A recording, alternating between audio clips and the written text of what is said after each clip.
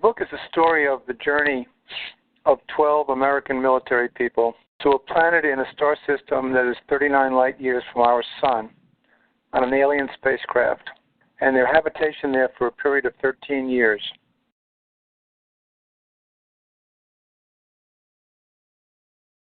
They looked very much like smaller versions of us with 5 fingers and toes. They had a brownish complexion, very large eyes, but their physiology was totally different. We had autopsied 2 or 3 of them as a result of the alien crash at Roswell, so we knew a great deal about how they functioned.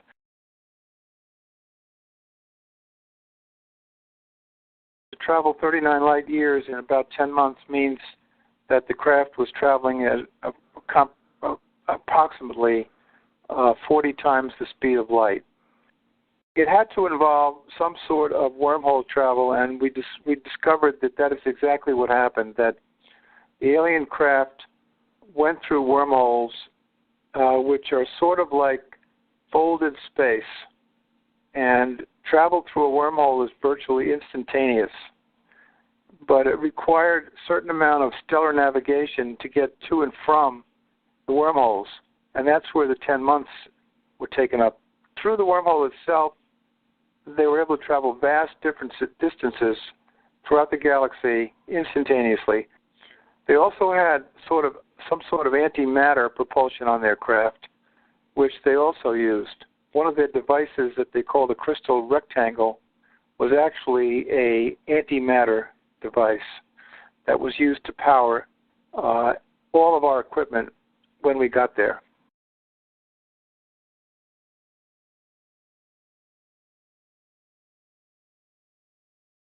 One of the Americans died en route to Serpo of a respiratory problem. His body was taken by the ɪɪbins, and our people did not know what happened to it. The commander of the team asked the ɪɪbins what happened to the body, and he was told that the body no longer existed. They said to him that they have used it to bioengineer other creatures and to clone other creatures. Our people did not really understand anything at that point about DNA or about genetic engineering, so that explains why he would view it as some sort of evil practice when really they just viewed it as science.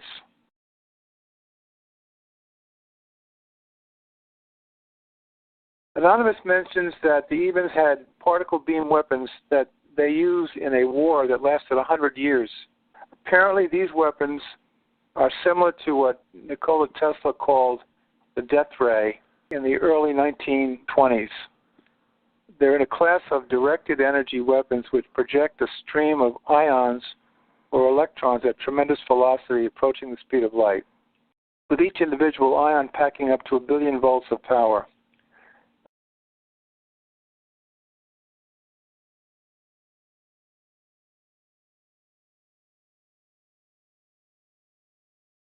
The bottom line is nobody is more committed to manned spaceflight, to human exploration of space, than I am.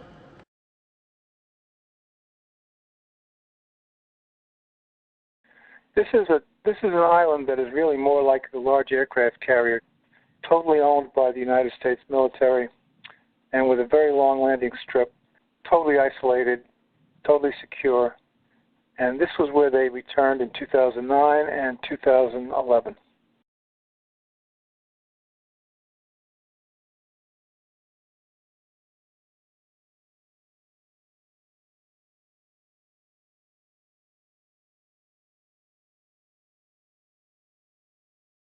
The Public Acclimation Program is a program designed to gradually acclimate the population, not only of the United States, but of the world, to the alien presence in a gentle fashion. The program is being carried out through various channels, people not even associated with the military. You know, Hollywood is a large part of this, and Steven Spielberg was involved in it. But they're overseeing this, and they're carefully watching it and letting it be released.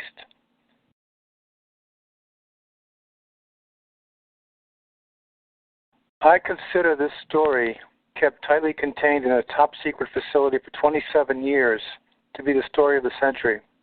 To me, it constitutes a complete disclosure in that it confirms the Roswell crash, and it confirms the interaction of our military, industrial, and scientific people with alien cultures for over 60 years.